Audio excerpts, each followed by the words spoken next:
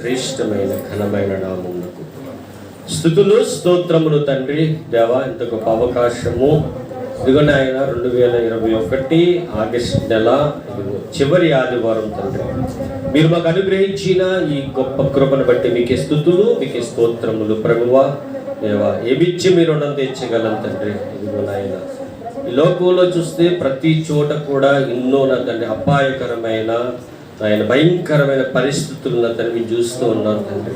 ప్రతిరోజు ఏదో ఒక చోట తండ్రి నాయన ప్రాణాలు కోల్పోతున్న వారు అనేక మంది తండ్రి. అయినప్పటికీ మీరు మమ్మల్ని నిలబెట్టి తండ్రి నాయన మాకు ప్రాణాన్ని మీరు అనుగ్రహిస్తున్నారు తండ్రి, మమ్మల్ని కదలాడింపజేస్తున్నారు తండ్రి. కాబట్టి మీకే స్తుతులు స్తోత్రములు మరొకసారి చెల్లిస్తూ ఈ యొక్క సమయంలో నిన్ను ఆరాధించుకున్నట్టుకి మధ్యాహ్న కాల సమయంలో ఈ యొక్క మందిరంలోనికి వచ్చిన బిడ్డలందరినీ మీరు పేరు పేరున జ్ఞాపకం చేసుకోండి తండ్రి. నాయన వారు ఎవరు ఏ ఆలోచనతో ఉన్నారో, ఏ అవసరాల కొరకు ఉన్నారో మీకు సమస్తము తెలుసు తండ్రి.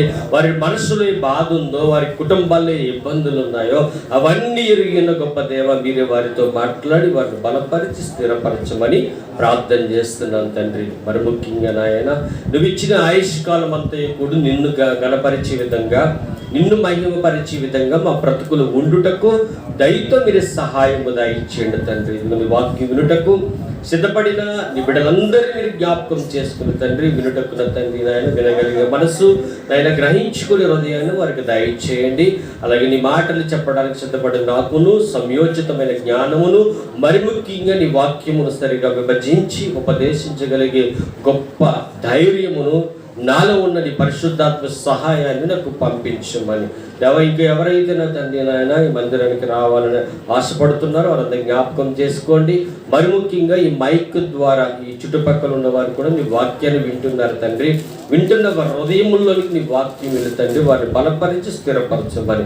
వారు ఏదైతే అడుగుచున్నారో తండ్రి నాయన అది నిశ్చితానుసారమైనదైతే మీరే వారికి తీరుస్తారని, మరి ముఖ్యంగా విన్న ప్రతి మాట తండ్రి నాయన విని వదిలేసే వారిగా కాకుండా విన్న మాట ప్రకారంగా బ్రతికే జీవితాన్ని ప్రతి ఒక్కరికి దయచేయమని, గొప్ప కార్యములు మీరే జరిపిస్తారని మా కొరకు త్వరలో రానియున్న నీ ప్రియకుమారుడు మా ప్రియ రక్షకుడు అయిన యేసుక్రీస్తు వరకు ఈ నామమున ఈ ప్రార్థనా మనవులు అడిగి వేడుకునిచున్నాము తండ్రి.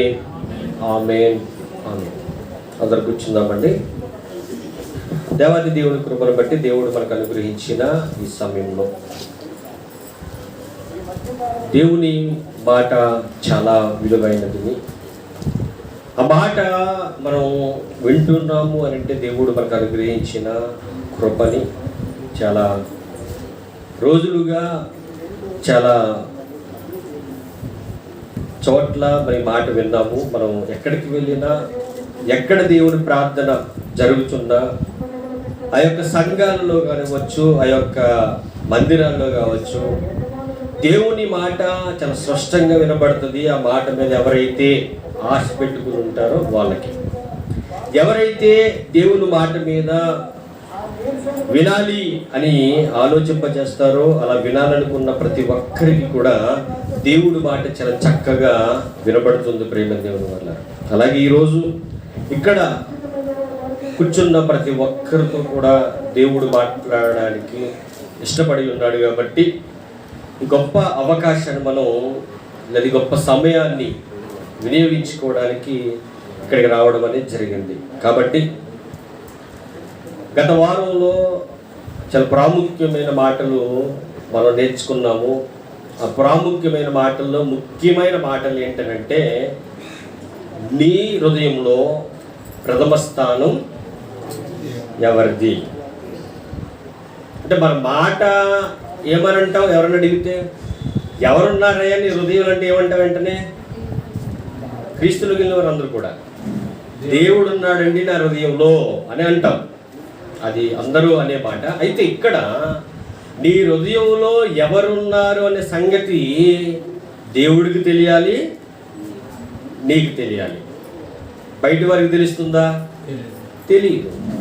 కొంతమంది దేవునితో మంచి సహవాసం కలిగి జీవిస్తున్న వారు, దేవునిలో ఉన్నతమైన ఆలోచన కలిగి బ్రతుకుతున్న వారు, వారు పెద్దగా ఎవరితో మాట్లాడకపోవచ్చు, పెద్దగా ఎవరితో సంభాషణ ఎక్కువ చేయకపోవచ్చు.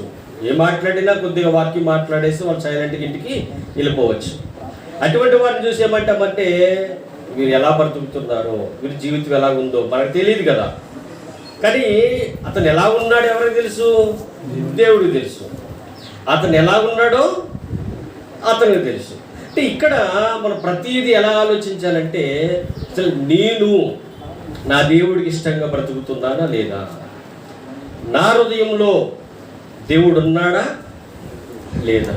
అసలు మనం ఎవరికి ప్రథమ స్థానం ఇవ్వాలంటే దేవుడికి ఇవ్వాలంటే మనం వెంటనే చెబుతాం, కానీ ఇస్తున్నామా లేదా అని మనం ఆలోచించినప్పుడు, ఆదామవ్వలు మనం పరిచయం చేసుకున్నాము. ఈరోజు వాళ్ళ గురించి మనం స్టార్ట్ చేస్తాం. ఆదామవ్వలు పరిచయం చేసుకున్న తర్వాత ఎక్కడికి వెళ్ళాం? జ్ఞాపకం ఉందండి? కరెక్ట్గా 8 రోజులు అయింది. ఏం విని? వాక్యం విని. ఏ వాక్యం? ఆ రోజు మీతో చెప్పింది. ఆదామవ్వల గురించి జ్ఞాపకం చేసుకున్నాం. జ్ఞాపకం చేసుకున్న తర్వాత మనం ఎక్కడికి వెళ్ళామంటే యోబు గారి దగ్గరికి వెళ్ళాం. యోబు గారు ఎవరికి ప్రథమ స్థానం ఇచ్చాడంటే దేవుడికి ప్రథమ స్థానాన్ని ఇచ్చాడు. యోబు గారి నుంచి మనం ఎక్కడికి వెళ్ళిపోయాం? అబ్రహాము గారి దగ్గరికి వెళ్ళాం. అబ్రహాము గారు ఎవరికి ప్రథమ స్థానం ఇచ్చాడు? దేవుడికి ఇచ్చాడు. అంటే వారు ఇష్టపడిన, బాగా ఇష్టమైన వాటిని అన్నిటిని కూడా దేవుడు అడిగినప్పటికీ కూడా అబ్రహాం ఏం చేశాడు? ఇవ్వడానికి సిద్ధపడిపోయాడు. తన మనసులో ఎక్కడ కూడా ఏంటి నాకు ఇష్టమైన దాన్ని అడిగాడు దేవుడు అనే మాట ఎక్కడ కూడా రాలేదు. ఇలా వాళ్ళిద్దరి గురించి మనం పోయిన వారం మనం ధ్యానించాము, తెలుసుకున్నాం. అయితే ఈరోజు ఆదామవ్వలు హృదయంలో ఎవరికి ప్రథమ స్థానాన్ని ఇచ్చారు? చదివారా? చదవమని చెప్పాను నేను. ఆదామవ్వల గురించి వచ్చేవారు నేర్చుకుందాము. ఒకసారి మీరు ప్రారంభ అధ్యాయాలకు వెళ్ళి చూస్తే వాళ్ళ గురించి కనిపిస్తుంది, చూడండి అని చెప్పాను. మరి ఎంతమంది చదివారు అనేది నాకు అర్థం కాదు. అది దేవుడికి తెలియాలి, మీకే తెలియాలి. ఎందుకంటే మీరు పర్సనల్గా ఉంటారు, ఇంటికి వ్యక్తిగతంగా ఉంటారు. వ్యక్తిగతంగా ఉన్నప్పుడు, ఖాళీగా ఉన్నప్పుడు బైబిల్ చదువుతున్నారా లేదా వేరే ఏమన్నా చేస్తున్నారా అనేది మీకే. తర్వాత మీ ఇంట్లో ఉన్న వాళ్ళకి అందరికంటే ముందు దేవునికి ఆ విషయం తెలుస్తుంది.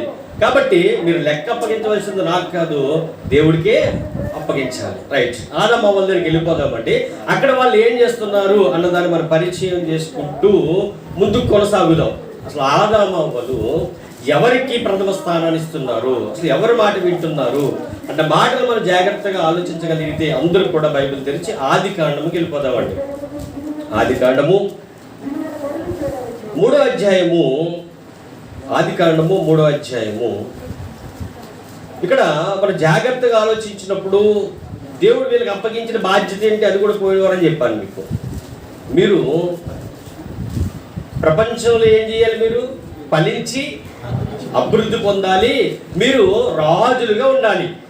దేవుడి కోరిక ఏంటండి? రాజులుగా ఉండాలి. ఇప్పటికే ఆయన కోరిక ఏంటి? మనం రాజులుగా ఉండడమే. మనలో ఉన్నతమైన స్థాయిలో ఉంచాలన్న కోరికే దేవుడి కోరిక. దేవుడి కోరిక చాలా ఉన్నతంగా ఉంటుంది, దేవుడి కోరిక చాలా గొప్పగా ఉంటుంది. అయితే దేవుని కోరిక గొప్పగా ఉంది, దేవుని ఆలోచనలు కూడా గొప్పగా ఉన్నాయి. అయితే ఇక్కడ ఆదాము అవ్వల ఆలోచనలు ఎలాగ ఉన్నాయో చూద్దాం జాగ్రత్తగా. ఆదాము అవ్వలతో దేవుడు ఏం చెప్పాడు? మీరు తోటలో ఉన్న అన్ని ఫలాలు తినొచ్చు, నేను చెబుతున్న ఒక చెట్టును మీకు చూపిస్తాను, ఆ చెట్టు ఫలము తినడానికి వీల్లేదు చెప్పాడా లేదా? దేవుడు ఆజ్ఞ ఇచ్చాడు. ఇప్పుడు దేవుడు ఆజ్ఞ ఇచ్చినప్పుడు ఆ ఆజ్ఞను పాటించాలి, ఆజ్ఞల ప్రకారంగా వాళ్ళు బ్రతకాలి. ఇప్పుడు దేవుడికి ప్రథమ స్థానాన్ని ఇస్తే ఆ మాట వింటారు, దేవుడికి ప్రథమ స్థానాన్ని ఇవ్వకపోతే ఆ మాట వినరు. 2 ముక్కల్లో తేలిపోద్ది. ఏంటి? మనం ఎవరైనా ఇష్టపడ్డామనుకోండి, ఇష్టపడిన వాళ్ళు అంటే మన ఇంట్లో తల్లి కానీ తండ్రి కానీ లేదా అన్నయ్య కానీ అక్క కానీ ఎవరైనా చెప్పారనుకోండి చిన్నపిల్లలకి, ఆ మాట మీద వాళ్ళకి గౌరవం ఉంటే ఏం చేస్తారు? ఆ మాట వింటారు. ఆ మాట వినకపోతే ఏం చేసినట్టు? వాళ్ళు ఆ మాటను అతిక్రమించినట్టు. ఓకే, ఇక్కడ కూడా ఆనాడు దేవుడు ఒక మాట చెప్పాడు వాళ్ళందరికీ. చెప్పిన మాట ఏంటంటే, మీరు ఈ తోటలో ఏదేను తోటలో ఉన్న సమస్తంలో ఉన్న అన్ని కూడా తినేయచ్చు, కానీ ఒక చెట్టు ఫలం తినడానికి వీలు లేదు. దేవుడు ఖచ్చితంగా చెప్పిన మాట అండి ఇది.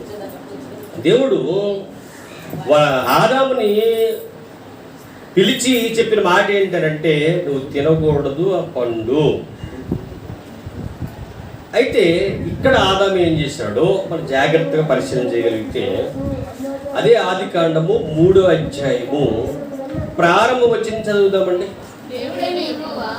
దేవుడైన యెహోవా చేసిన సమస్త భూజంతువులలో సర్పము యుక్తగలదై ఉండెను. అది ఆ స్త్రీతో, ఇది నిజమా, ఈ తోట చెట్లలో దేని ఫలములైనను మీరు తినకూడదని దేవుడు చెప్పానా అని అడిగాను. ఇక్కడ ఆగుదామండి.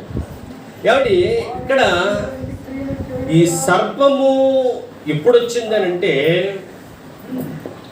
ఆదాము అవ్వ వీళ్ళతో పాటు ఎవరు వచ్చేవారు? వీళ్ళిద్దరిని కలుసుకోవడానికి ఎవరు వచ్చేవారండి? ఇప్పుడు సాయంకాల సమయంలో వచ్చినప్పుడు అక్కడ ఉన్న వాతావరణం ఎలాంటిది? ప్రశాంతంగా ఉంటుంది, దేవుడు ఆనందంగా ఉంటాడు, ఆదాము అవ్వలు కూడా ఆనందంగా ఉంటుంది. ఇక్కడ మనం ఆలోచించవలసిన పాయింట్ ఏంటంటే, ఆనందకరమైన వాతావరణం ఆ ఏదోని తోటలో ఉంది. సంతోషకరమైన వాతావరణం, చాలా ఎగిరి గంతేస్తున్నారని ఆదాము అవ్వలు. ఎందుకు? వారిని సృష్టించిన తండ్రి వచ్చి వాళ్ళతో గడుపుతూ ఉన్నప్పుడు ఎక్కడ లేని ఆనందం వస్తుందండి. వాళ్ళకి చాలా సంతోషంగా ఉన్నారు, చాలా ఆనందంగా ఉన్నారు. అయితే ఈ ఆనందాన్ని ఎవరు చూడలేరు? అంతేనా కదా? సంఘంలో సంతోషంగా ఉన్నాం అనుకోండి, ఆనందంగా ఉన్నాం అనుకోండి, ఎవరికి అది ముళ్ళులా ఉంటుంది? అది నిజమే. ఈరోజు ఈ ఆగస్టు నెలలో చివరి ఆదివారంలో ఇంచుమించు కొంతమంది రాలేదు, కానీ చాలామంది వచ్చినట్లే. ఇప్పుడు ఆనందంతో దేవుని వాక్యాన్ని మనం ధ్యానిస్తున్నాము, సంతోషంతో మనం ఆరాధిస్తున్నాము, దేవుని స్తుతిస్తున్నాము, దేవుని గణపరుస్తున్నాము.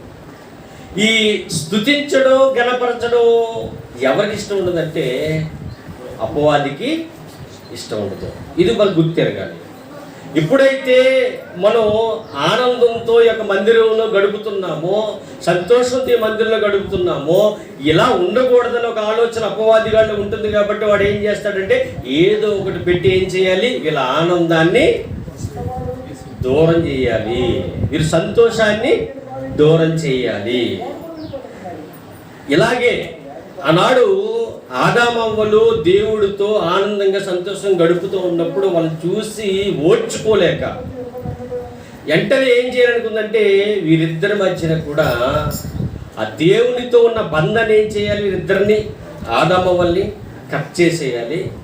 దేవుడు వీరికి తోడుగా ఉన్నాడు, దేవుడు అన్నీ ఇచ్చాడు, దేవుడు వీరిని కాపాడుతున్నాడు, వీళ్ళ ద్వారా అనేక మంది పిల్లలు రాబోతున్నారు. ఇప్పుడు వాళ్ళందరూ వస్తే వీళ్ళందరూ కూడా దేవునితో ఆనందంగా సంతోషంగా ఉంటారు.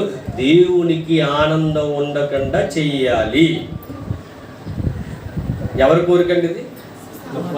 అపవాది కోరిక. అపవాది కోరిక ఏంటి? దేవుడికి ఆనందం లేకుండా చేయాలి. అది కూడా ఎవరి ద్వారా చేయాలి? తన పిల్లల ద్వారానే ఆ తండ్రికి ఆనందం లేకుండా చేయాలి. ఇది ఆడి ఒక ఆలోచన, ప్రేమ దేవుని వల్ల. అది ఇప్పటిది కాదు, ఆనాటి కాలం నుంచి కూడా ఇదే జరుగుతూ ఉంది. దేవుణ్ణి బాధ పెట్టడానికి దేవుడి పిల్లలైన నరులనే వాడు వాడుకుంటున్నాడు. అయితే ఇప్పుడు ఏం చేశాడంటే, ఇప్పుడు దేవుడి మధ్య ఈ నరుల మధ్య గొడవ పెట్టాలి. ఎలా పెట్టడం బాగుంటుంది అని అంటే, దేవుడికి నచ్చంది ఏంటంటే ఆయన మాటను అతిక్రమించడం. అంతే కదా మరి. అపవాది గారు కూడా దేవుని దగ్గర ఉన్నవాడే కదా, ఒక దేవదూతగా ఉన్నవాడే కదా. ఆ దేవదూత ఉన్నవాడు ఏం చేశాడంటే, నేను సింహాసనం మీద కూర్చోవాలి, నేను దేవునితో సమానంగా ఉండాలి అన్న భావాలు ఎప్పుడైతే అతనిలో పుట్టాయో అప్పుడు దేవుడు ఏం చేశాడు? పాతాళానికి గెంటి వేశాడు. అయితే ఇప్పుడు వీళ్ళలో కూడా అలాంటి బుద్ధి పుట్టిస్తే దేవుడు వీరిని కూడా ఏం చేస్తాడు?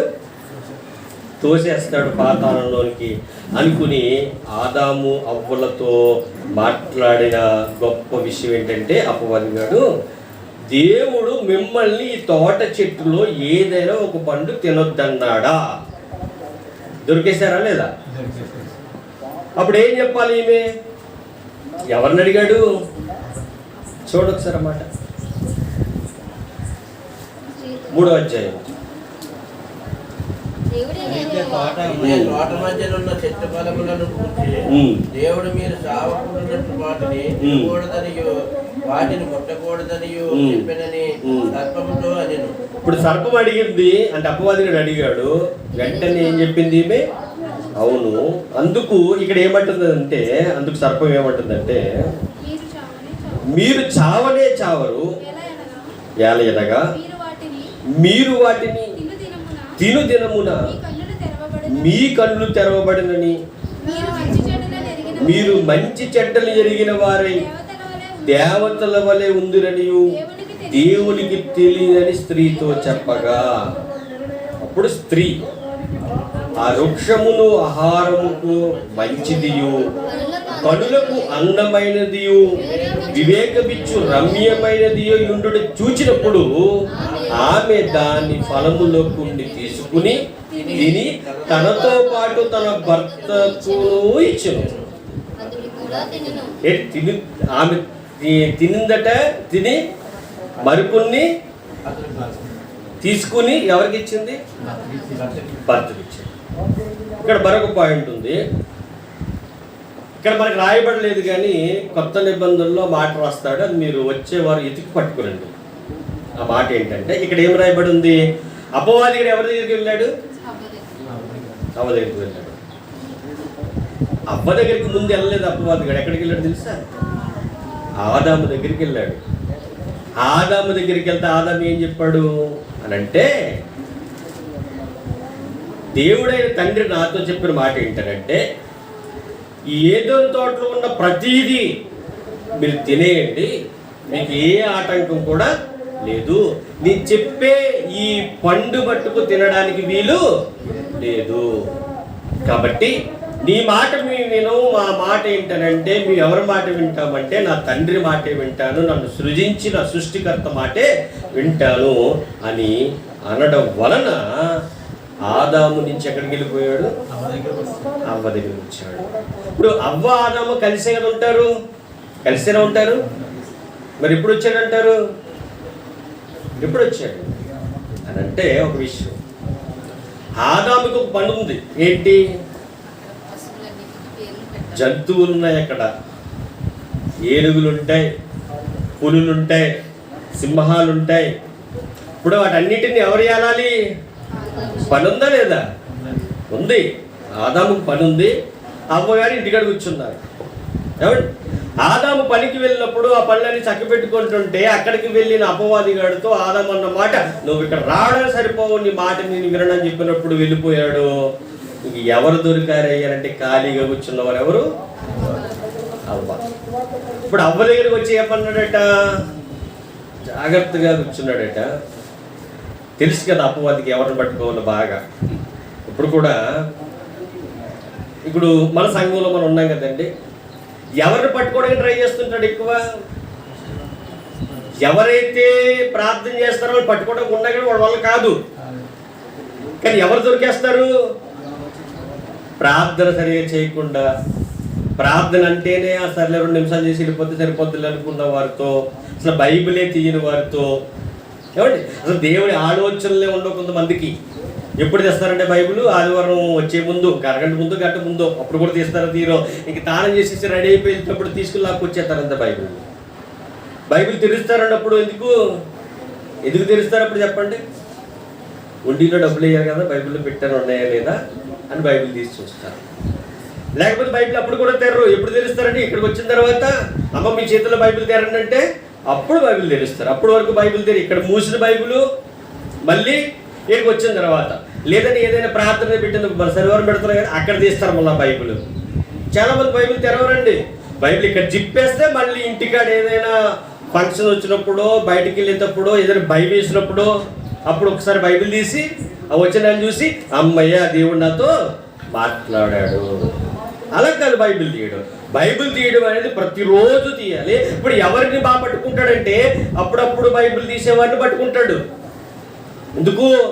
వీరు సరిగా దేవునితో సహవాసం చేయరు కాబట్టి, సరిగా దేవునితో కలిసి ఉండరు కాబట్టి. ఇంక ఇక్కడ అవ్వకి వేరే పనే కనిపించట్లేదు, వేరే పనేం లేదు, ఖాళీగా కూర్చున్నట్టుంది. వెళ్ళిపోయి అందట అపవాది ఏమనంటే, అమ్మ నీకు ఒక మాట అడుగుతాను అంటే అడిగా అని చెప్తే అడిగాడట. ఏమని? నువ్వు చెట్లలో ఏదైనా ఒక దాన్ని తినొద్దన్నాడా అని అంటే ఏం చెప్పాలి? ఏం చెప్పాలి?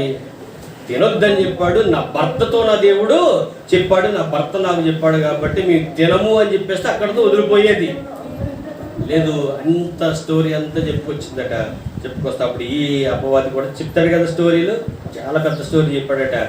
దేవుడికి అన్నీ తెలుసు, మీరు తింటే మీరు ఎలా ఉంటారు, ఇంకా చావు అనేదే ఉండదు, మీరు ఎప్పుడు కూడా నిత్యము కూడా ఇంకా బ్రతుకుతారు అని చెప్పేసరికి ఈమె ఆ తినొద్దన్న పనుల వంక మరొకసారి చూడడం మొదలెట్టిందట. అసలు ఎందుకు తినొద్దన్నాడు దేవుడైతే? చెప్పేది కరెక్టే కదా అని ఆ కళ్ళు వాటి మీదకి వెళ్ళిపోయేసరికి ఎలా కాపాడుతాయట? రమ్యముగా, అందంగా, ఇంకా తీసుకు తినేయాలి అనే ఆలోచన పుట్టేసింది మనసులో. అప్పుడు దాకా కనిపించలేదు అవి, అప్పుడు దాకా పళ్ళు చూడలేదని చెప్పండి. చెట్టు పళ్ళు చూసింది, చూసిన ఇప్పుడు కూడా తినాలి అని అనిపించలేదు. ఎందుకు? దేవుడు తినొద్దన్నాడు, దేవుడు ఆ పని చేయొద్దన్నాడు. మనకు కూడా చూడండి, దేవుడు ఆ పని చేయొద్దన్నాడు బైబిల్లో మాట్లాడితే మనకు కూడా ఏమనిపిస్తుంది? చేయకూడదని అనిపిస్తుంది. మనం మాటలు వినకూడదని అనిపిస్తుంది. చెడు వినకు, అంతే కదా. అది లోకపరమైన మాట, అలాగే బైబిల్లో కూడా ఉంది. వినడానికి ప్రయత్నించు. కానీ అపవాదిగడి వెరవేషణంగా మాటలు వినడానికే, ఎవరైనా తిడుతున్నా, ఎవరైనా ఏదైనా మాట అంటున్నా, ఎవరి గురించి అయినా చెడుగా మాట్లాడుతున్నా వినడానికి ఒక్కొక్కసారి చెవి అవుతుంటే ఎగురు పడుతుంటుంది. అంటే ఎప్పుడైతే మనలో ఆలోచన పుడుతుందో ఆటోమేటిక్గా చెడు వైపు వెళ్ళిపోతూ ఉంటాం అనమాట. ఇక్కడ కూడా ఈ అవ్వ ఎలా వెళ్ళిపోయిందంటే, అప్పటి వరకు మనకు ఆమె కళ్ళ ముందే కనిపించింది ఆ పండ్ల చెట్టు, కానీ ఎప్పుడు తినాలనిపించలేదు. ఎప్పుడైతే ఈ అపవాదిగాడు అవి తింటే ఇలా ఉంటుంది, అది తింటే బాగుంటుంది అని ఆ మాటలన్నీ చెప్పేసరికట ఏమనిపించిందంటే, తింటే బాగుంటాయి అని కోసుకుందట, తిందట. తిన్న తర్వాత మరికొన్ని పళ్ళు పట్టుకెళ్ళిందట. ఎవరికి ఇవ్వడానికి? ఆదాముకి ఇవ్వడానికి. ఇప్పుడు ఆదాము దగ్గర కట్టుకెళ్ళినప్పుడు ఆదాము ఏం చేశాడు ఒకసారి చూద్దామండి. అక్కడ ఆదాము ఏం చేశాడు చూద్దాం. అప్పుడు వారిద్దరి కన్నులు తెరవబడెను. 3వ అధ్యాయము 7వ వచనం.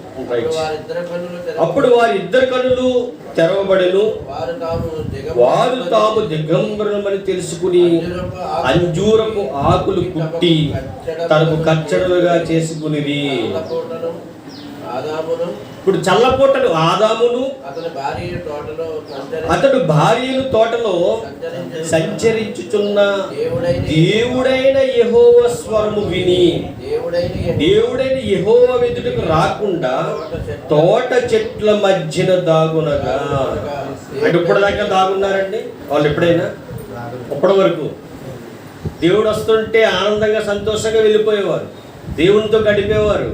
కానీ ఇప్పుడు ఏం ఏర్పడిందంటే, దేవునికి వారికి మధ్య గ్యాప్ వచ్చేసిందండి.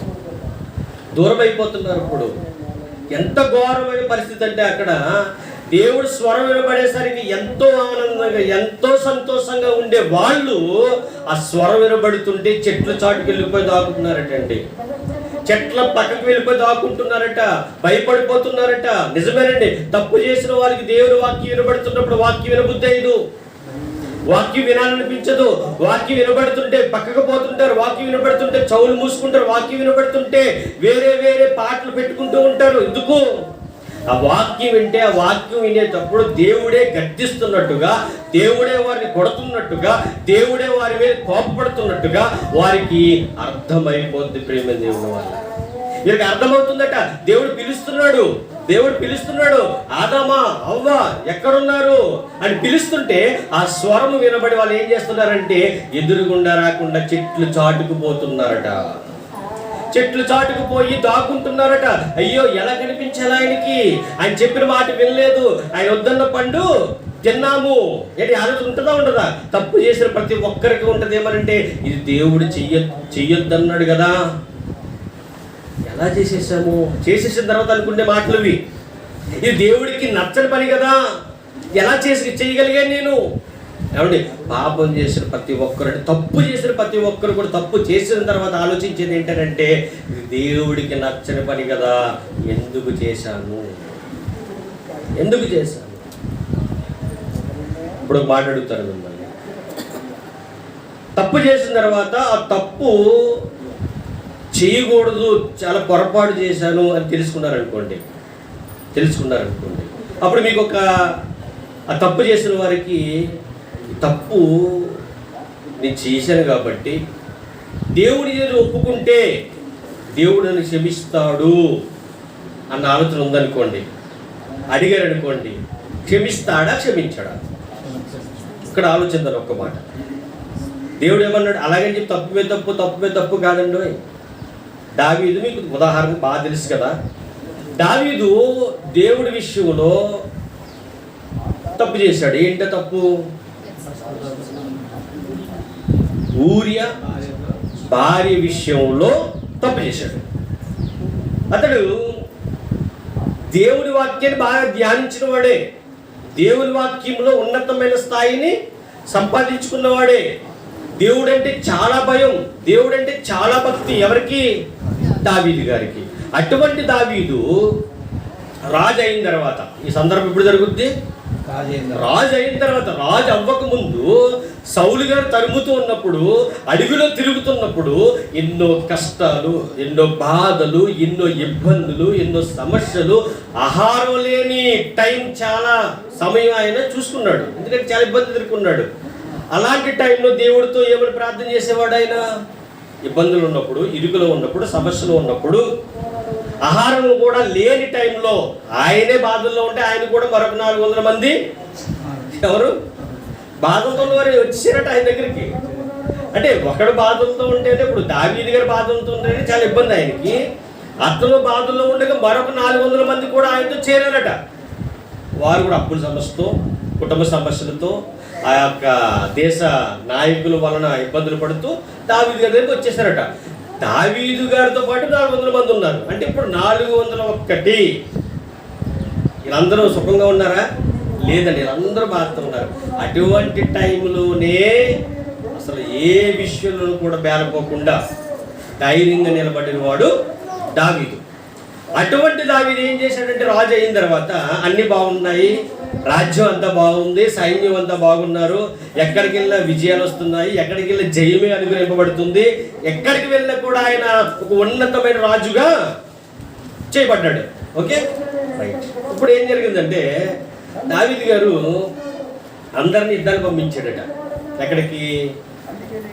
వేరే వాళ్ళు యుద్ధానికి వస్తుంటే వాళ్ళ మీద యుద్ధానికి సైన్యాన్ని అంతటిని కూడా తయారు చేసేసి యుద్ధానికి మీరు వెళ్ళండి అన్నాడట.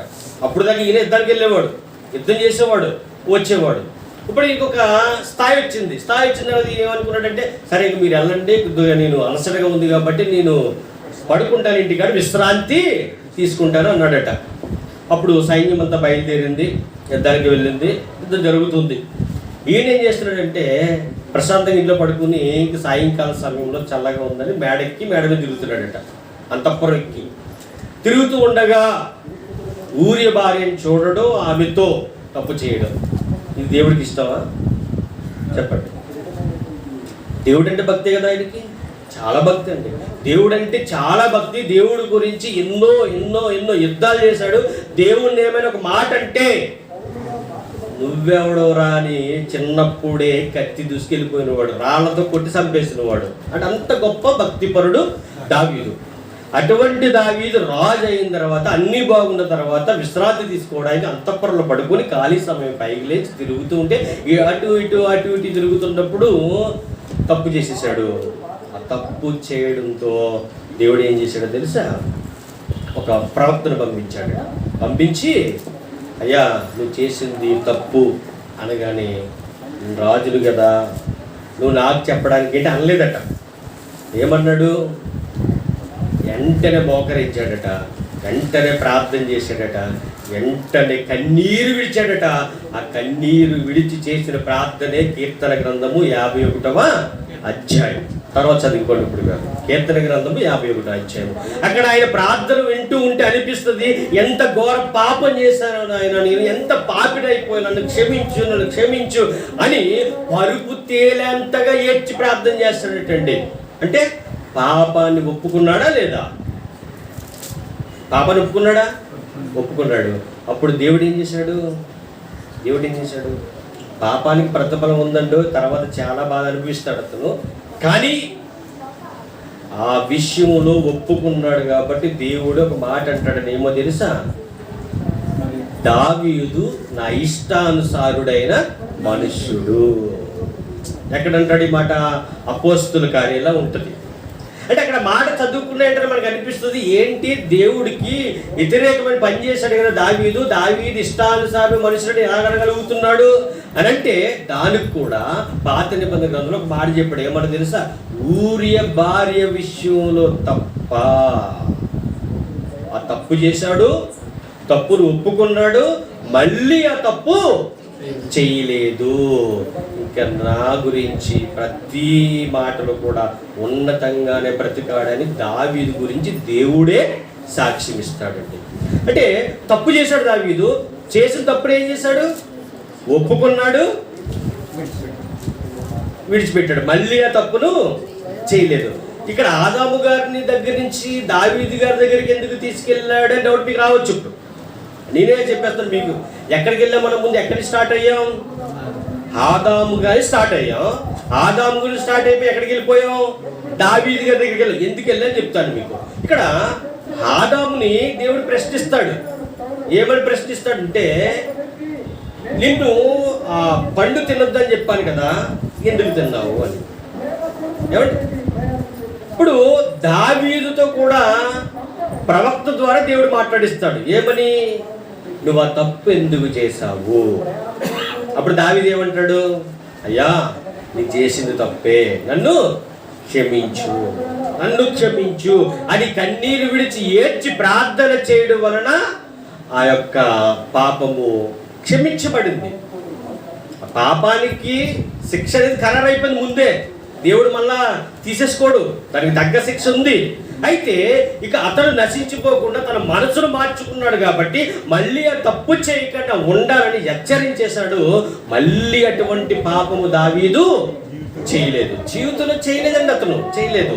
అయితే ఇక్కడ మనకు అర్థమైంది ఏంటంటే, తప్పు చేసిన ఆ తప్పు దేవుడు హెచ్చరించినప్పుడు, దేవుడు అడిగినప్పుడు మన తప్పును ఒప్పుకుని విడిచిపెడితే దేవుని కనికరాన్ని మనం పొందుకుంటాము. అలా పొందుకున్నట్టుగా దావీదు గారు మనకి కనిపించాడు.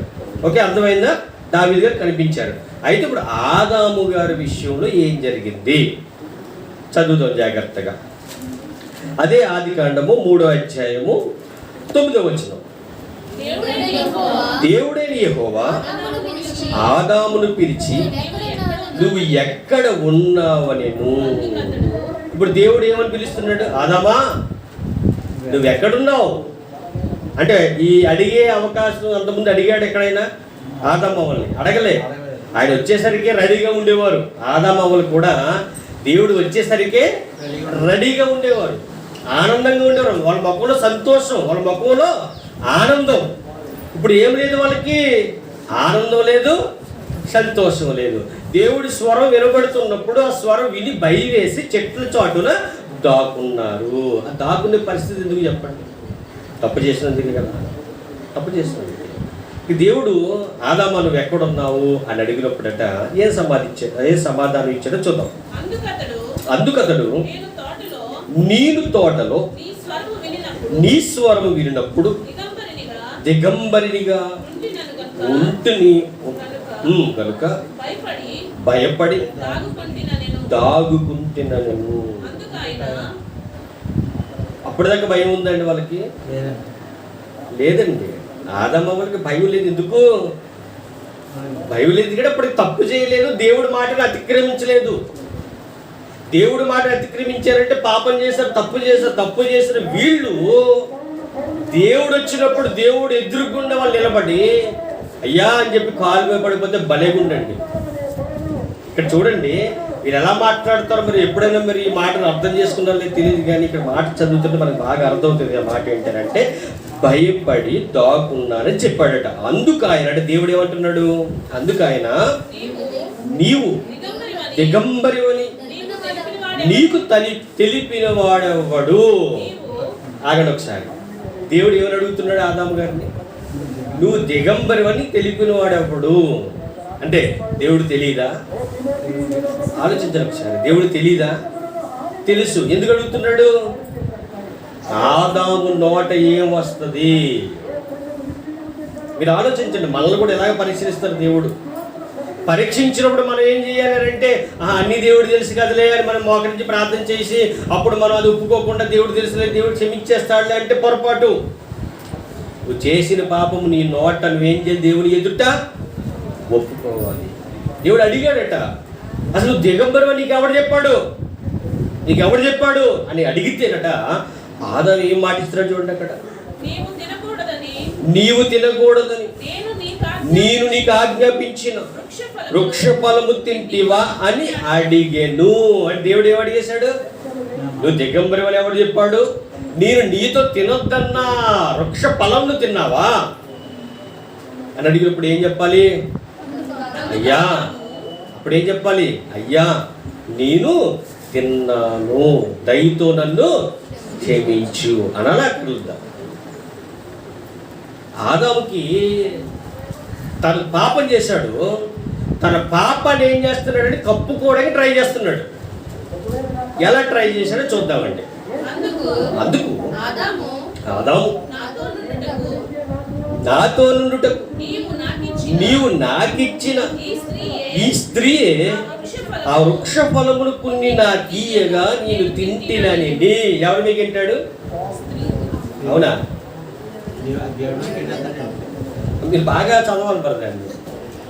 మనం ఏమనుకుంటామంటే మొగుడు భార్య మీద గెంటేశాడు అనుకుంటాం. మనం సేవ్ చేశాడండి భార్యని. దేవుడు ఏర్పరిచిన విధానాన్ని కరెక్ట్గా అమలుపరుస్తున్నాడు అక్కడ. నువ్వు నీ భార్యని ఏం చేయాలి? కాపాడాలి. నీ భార్య మీద ఏ తప్పు నువ్వు మోపకూడదు. నీ భార్యని నువ్వు బ్రతుకున్నాళ్ళు ఏం చేయాలి? సక్రమంగా. అంటే ఇక్కడ చూడండి,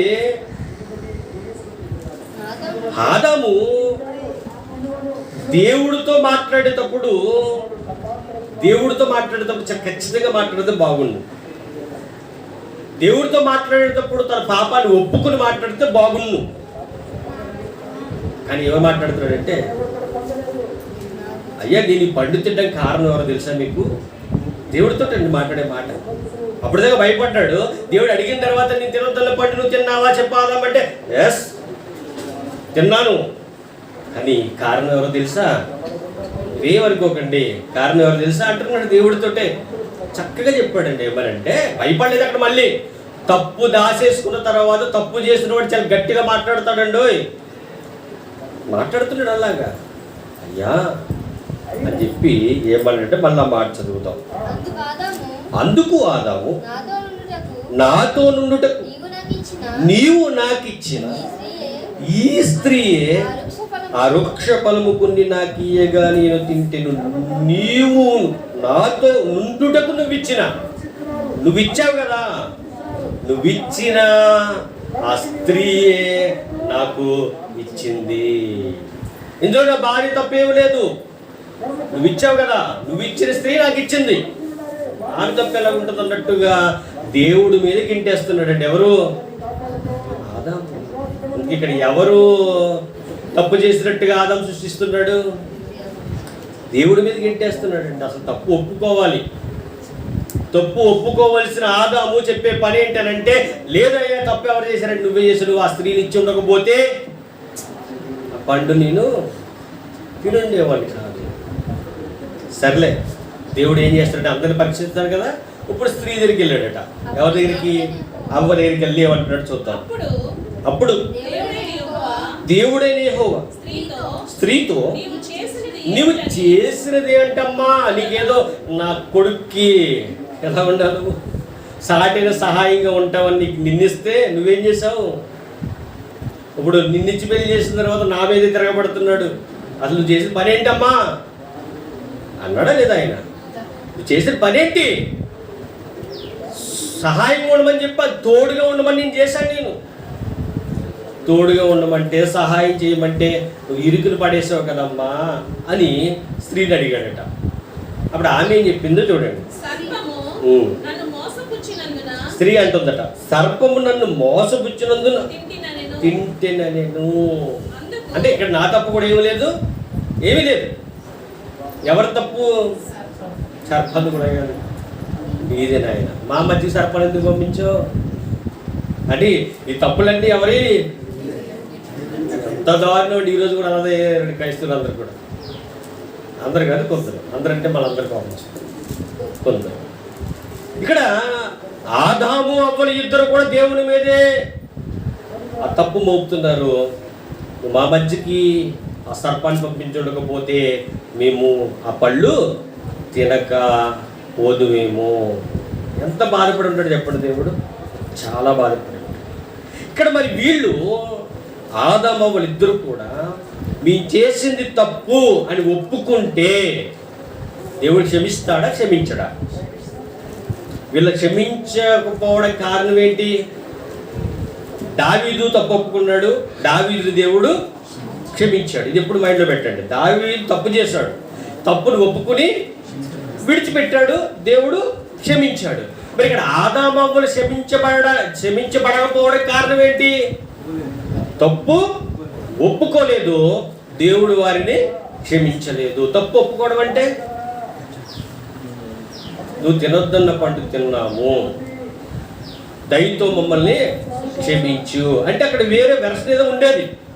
కానీ వీళ్ళు ఏం చేశారంటే నువ్వు ఇచ్చిన ఆ స్త్రీయే లేదా నువ్వు పంపించిన ఆ సర్పమే, ఆ సర్పం వచ్చింది కాబట్టి నేను మోసపోయాను, నువ్వు తినొద్దన్న పండు తిన్నాను అని వాళ్ళు పాపాన్ని దాచుకున్నారని ఇక్కడ నేను అంటున్నాను.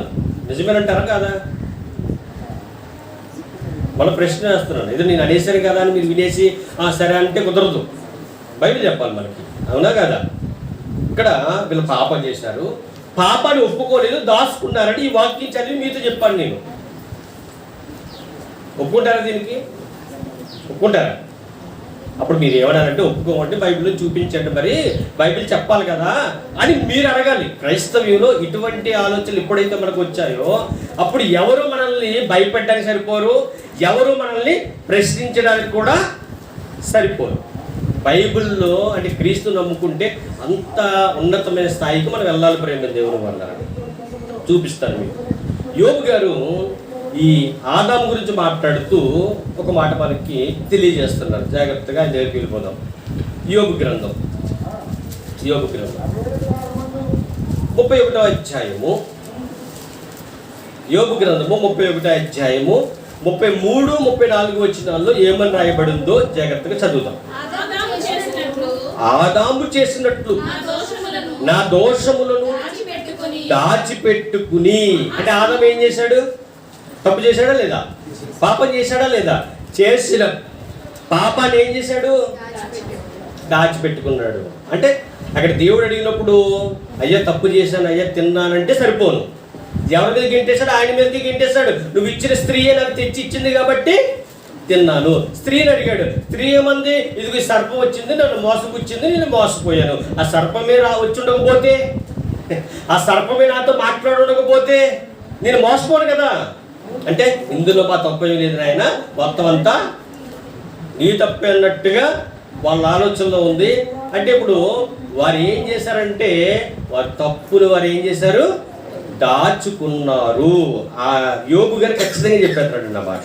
వాళ్ళు ఏం చేశారంటే మన చదువున్నమాట, ఆదాము చేసినట్లు నా దోషములు దాచిపెట్టుకోలేదు. అంటే ఆదాము దోషములు ఏం చేశాడు? దాచిపెట్టుకున్నాడు.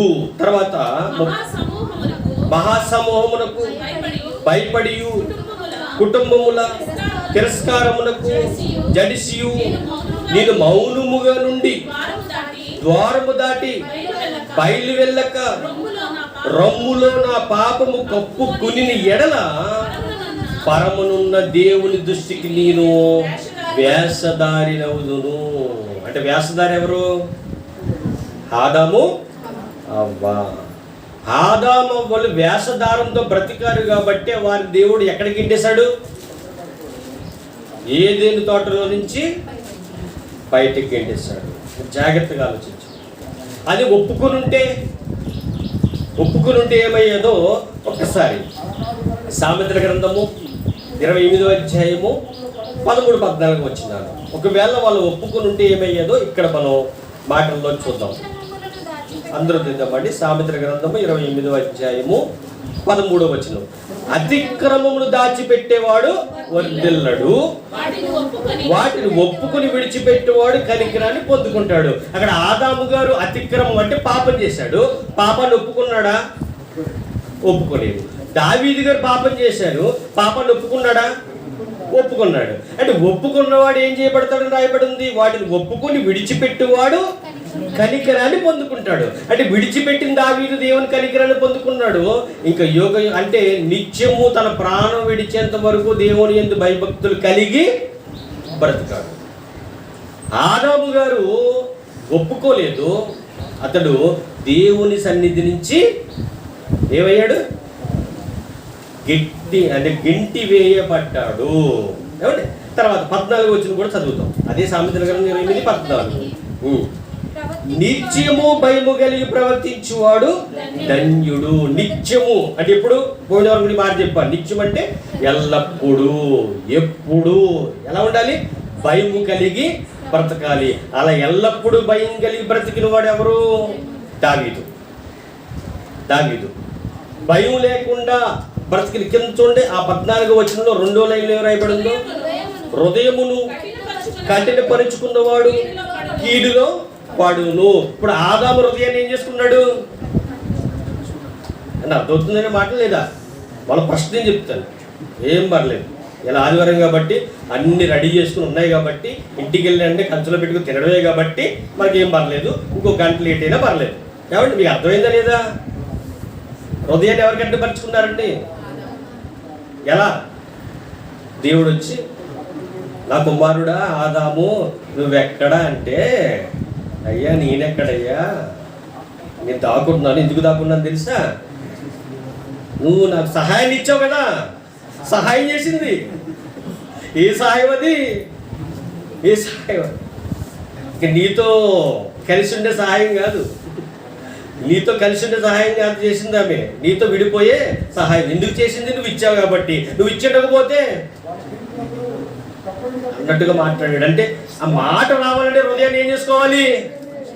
కఠినపరుచుకోవాలండి. ప్రార్థన నమ్మన్నాం అనుకోండి, మీరు రావండి అన్నారనుకోండి, ఆ మాట ఎలాగుంటే అనగలరు? చెప్పండి. హృదయం కఠినపరుచుకుంటే మాట అనగలరు, లేదా మాట అనరండి. మాట అంటే చాలా భయం. మందిరానికి రమ్మన్నప్పుడు ఒకవేళ వాళ్ళకి రాని ఉద్దేశం ఏమంటారంటే, మీరు వెళ్ళండి నేను వస్తానండి. ప్రార్థన చేయండి అంటే ఒకవేళ ఏదో చేయకపోయినా వాళ్ళు ఏం చేస్తారంటే తర్వాత చేస్తానండి. ఇక హృదయాన్ని కఠినపరుచుకున్నాడు ఏం చేస్తాడంటే ప్రార్థన నేను చేయరు చెప్పారుగా అన్నప్పుడు ఏమనిపిస్తుందంటే వాళ్ళ హృదయం ఎలా అయిపోయినప్పుడు కఠినమైపోతుంది. హృదయం కఠినమైపోయినట్టు ఎందులో పడిపోతాడట? బైబిల్ చెప్తుంది, నేను కాదని చెప్పేది మాట. హృదయము కఠినపరుచుకున్నవాడు కీడులో పడును. ఆదాము హృదయాన్ని ఏం చేసుకున్నాడు? కఠినపరుచుకున్నాడు.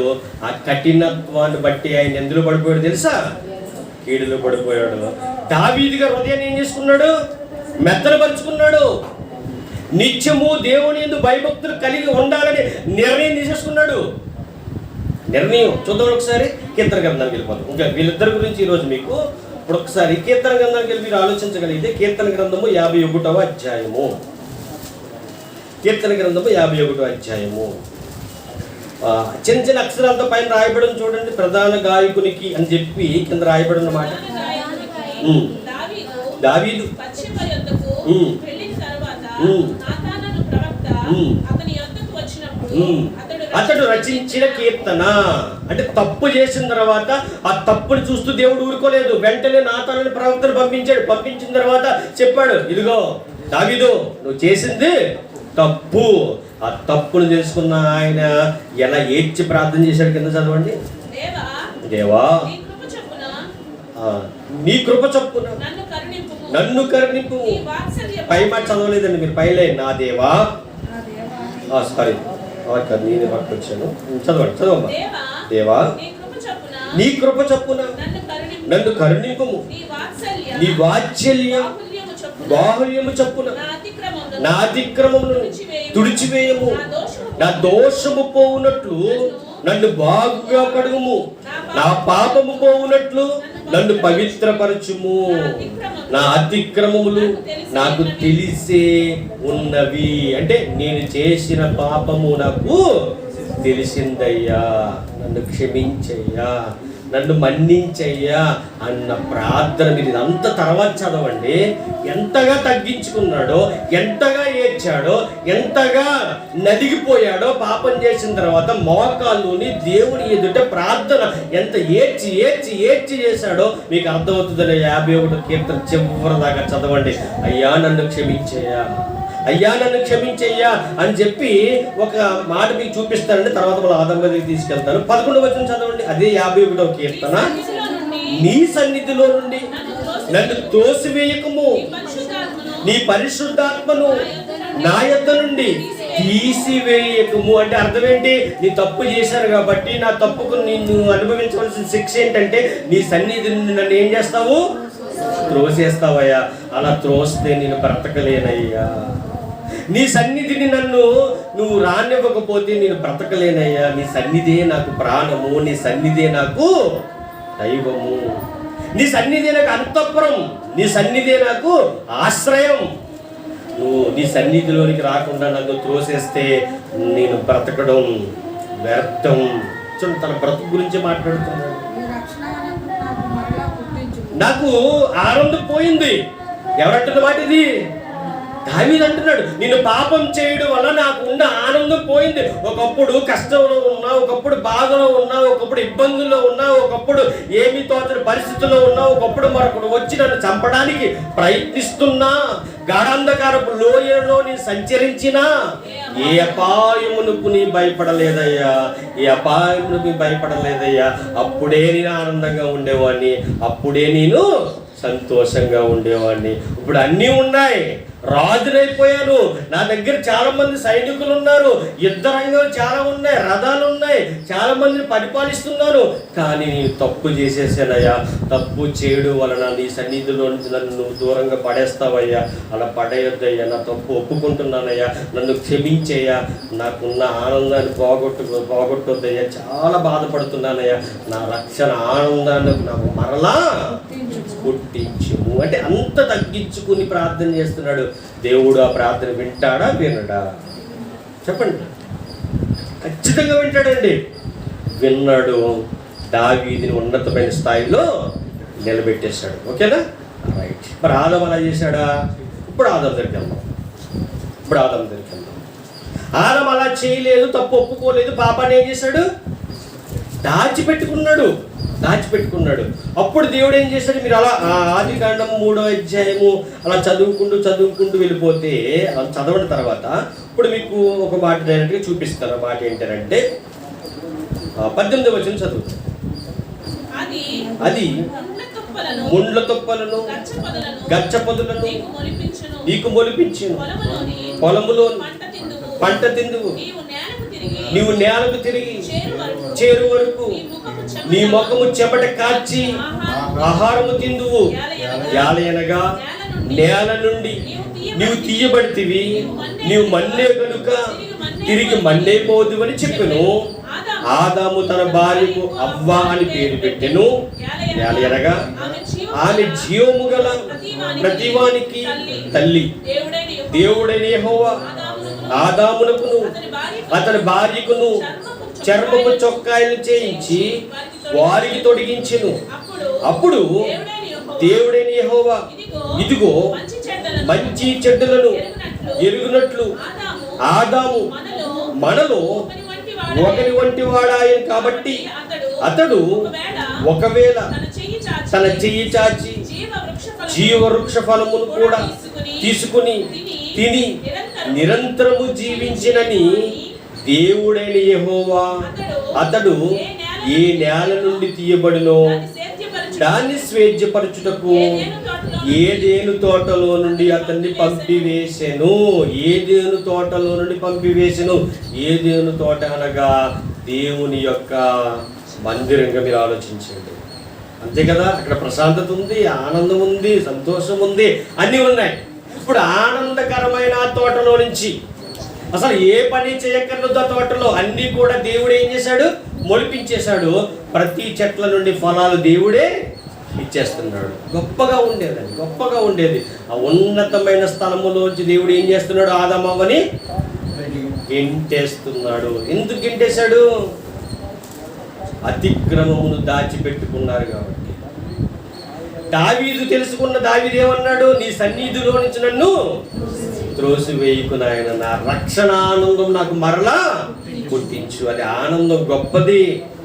ఆహారం ఉన్నా లేకపోయినా, ఇబ్బందులు ఉన్నా లేకపోయినా, సమస్యలు ఉన్నా ఏమున్నా నాకు ఆనందాన్ని ఇచ్చేది నీ రక్షణ ఒకటేనయ్యా.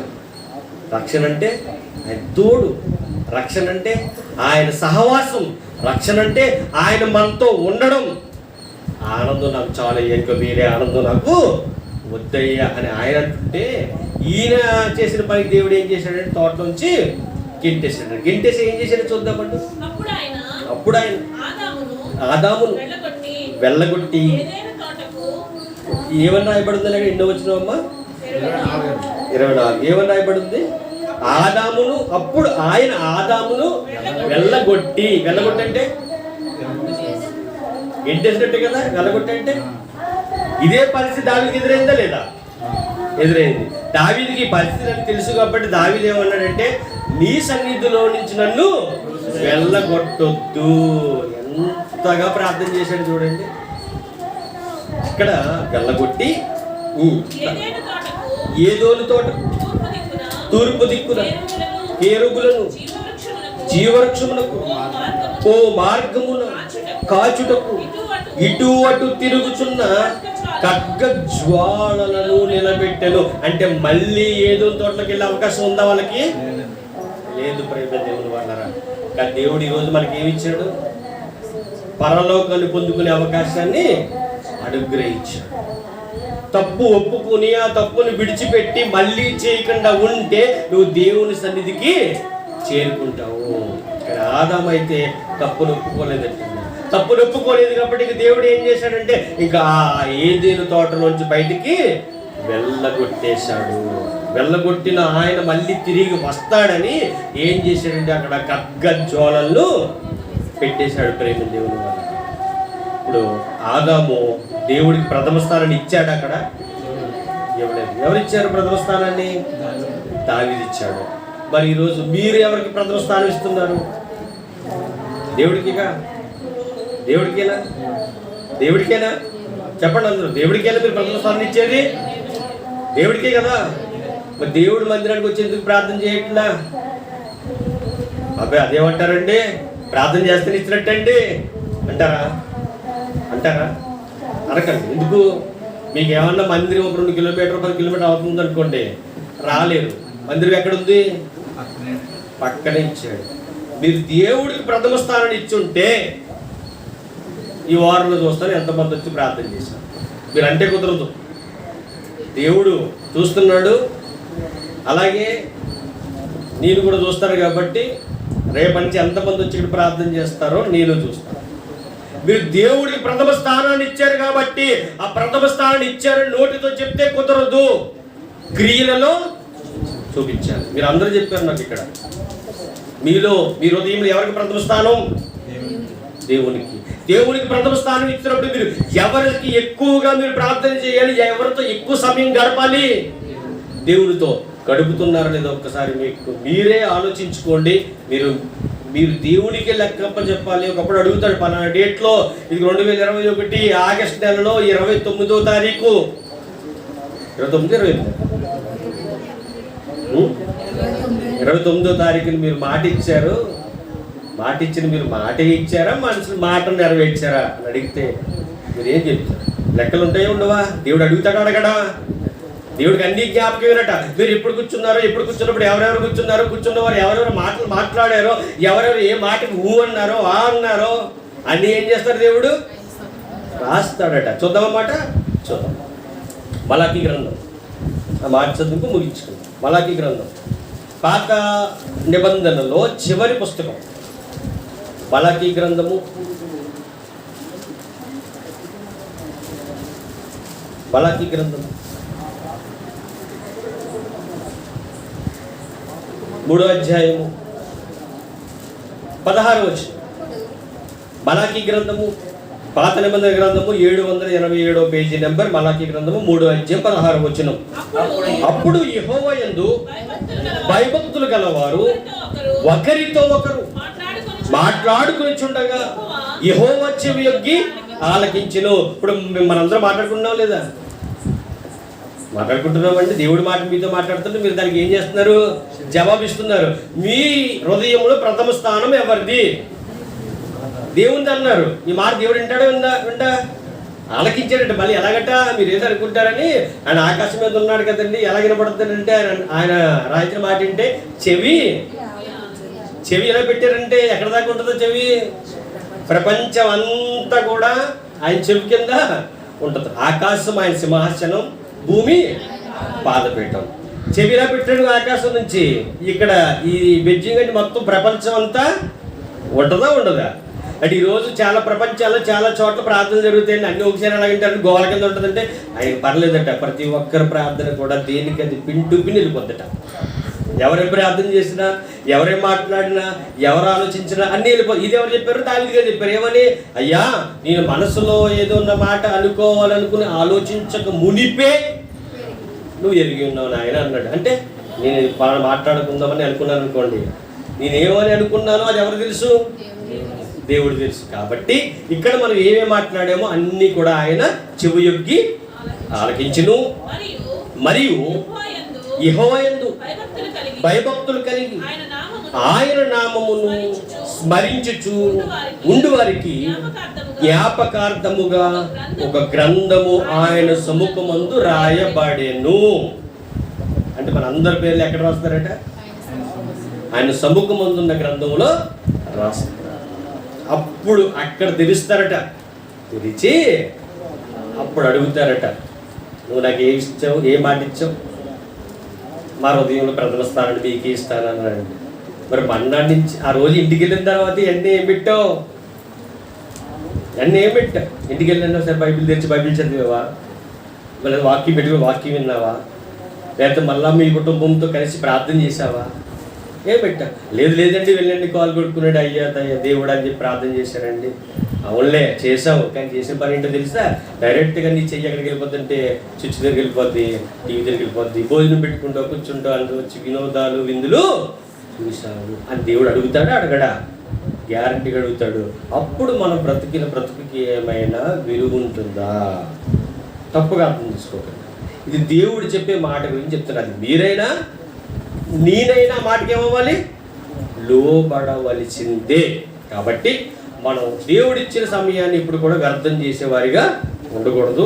దయతో ఏమైనా మాటలు ఒకవేళ హెచ్చరికగా ఒకవేళ మీకు వినబడి ఉంటే అది దేవుడు గర్తింపే కాబట్టి దాన్ని మనం ఒకవేళ అటువంటి అలవాట్లు కానీ అటువంటి ఆలోచన కానీ మనలో ఉంటే తీసేసి అది ఏది కాదు, నా జీవితం ఇంక దేవునికి అంకితం చేయాలి, నా బ్రతుకు ఏంటంటే దేవుని కొరికే బ్రతకాలి, నా కుటుంబం అంతా ఆనందంగా సంతోషంగా ఉండాలంటే మనం చేయవలసిన మొట్టమొదటి పని ఏంటి? దేవుణ్ణి ఆనందింపజేసే పని, దేవునికే ప్రథమ స్థానాన్ని ఇచ్చే పని. అలా ఎవరైతే దేవునికి ప్రథమ స్థానాన్ని ఇస్తారో వాళ్ళు ఏదైతే అడుగుతున్నారో అది దేవుడు గ్యారంటీ వారి కుటుంబంలో చేస్తాడు. ఎందుకంటే అది దేవునికి ఇష్టమైన పని కాబట్టి. ఎందుకంటే ఆటోమేటిక్గా దేవునితో సహవాసం కలిగిన వారు ఏమడుగుతారు? దేవుడికి అయిష్టమైన అడగరండి. దేవునితో సహవాసం కలిగి జీవించేవారు, దేవునికి ప్రథమ స్థానాన్ని ఇచ్చిన వారు ఏమడుగుతారు చెప్పంటారా? దేవునికి ఇష్టమైనవే అడుగుతారు. కాబట్టి దేవుడు ఏం చేస్తాడు? నువ్వు అడిగిన ప్రతీది దేవుడు నీకు అనుగ్రహిస్తాడు. ఇది ఖచ్చితం దేవుడు చెప్పిన ఒక మాట. మాటలు మీ అందరి హృదయాలలో ఫలించాలని మనస్ఫూర్తిగా కోరుకుంటూ ఈయన మాటలు ముగిస్తున్నాను. తలలో వచ్చండి, ప్రార్థన చేసుకుందాం. ప్రార్థన. పరలోకమందున్న మా కన్న తండ్రి, ఈ పరిశుద్ధమైన శ్రేష్టమైన ఘనమైన నామమునకు స్తుతులు స్తోత్రములు తండ్రి. దేవా, ఇంతవరకు మీరు మాతో మాట్లాడిన విధానాన్ని బట్టి వందనములు తండ్రి. నిజమేనాయన, ఆదాము తప్పు చేశాడు తండ్రి, కానీ మీరే అడిగినప్పుడు ఆ తప్పును దాచుకున్నాడు తండ్రి. తన తగ్గ ఫలం ఏదోని తోటలో నుంచి బయటికి గిండి వేయబడ్డాడు తండ్రి. దావీదును కూడా వచ్చి పెట్టారు తండ్రి. ఆ బిడ్డ కూడా పాపం చేసి, కానీ నువ్వు నా తన ప్రవక్తను పంపించినప్పుడు తండ్రి తప్పును ఒప్పుకుని కన్నీరు విడిచి ప్రార్థన చేశాడు తండ్రి. అయ్యా, నీ సన్నిధిలో నుండి నన్ను త్రోసివేయండి, నా రక్షణ ఆనందం నాకు మరణ పుట్టించమయ్యా. దేవా, నువ్వు గొప్ప దేవుడు. నేను పాపమే చేశాను తండ్రి, ఆ పాపం నుంచి నన్ను విడుదల దయచేయండి, నన్ను క్షమించు తండ్రి అని దావీదు ప్రార్థన చేసినప్పుడు దావీదున్న తండ్రి నాయన మీరు రక్షించారు తండ్రి. మళ్ళీ తన జీవిత కాలంలో ఎప్పుడు కూడా తప్పు చేయకుండా బ్రతికాడు తండ్రి. మరి మా జీవితాల్లో కూడా మేము కూడా తండ్రి నాయన చిన్న చిన్న విషయాల్లోనే తప్పు చేస్తున్నామేమో తండ్రి.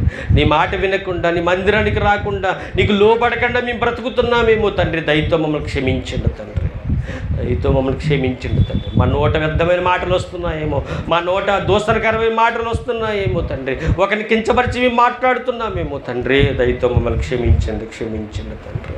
ఇదిగో దేవా, ఇంకెప్పుడు నా తండ్రి ఎదుటి వారిని కించపరిచే మాటలు మా నోట రాకుండా తండ్రి నాయన మేము మా మాటలు జాగ్రత్తగా కాచుకున్న తండ్రి నాయన నిన్ను స్తుతించే భాగ్యం అందరికీ దయచేయమని ప్రార్థన చేస్తున్నాము తండ్రి. అలాగే నాయన ఈరోజు ఇక్కడ ఈ మాటలు విన్న నీ బిడ్డలందరినీ కూడా జ్ఞాపకం చేసుకోండి తండ్రి. అందరిని బలపరిచి స్థిరపరచండి తండ్రి.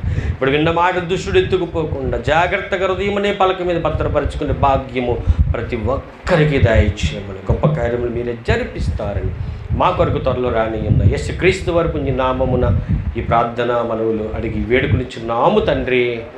ఆమేన్, ఆమేన్. అందరికీ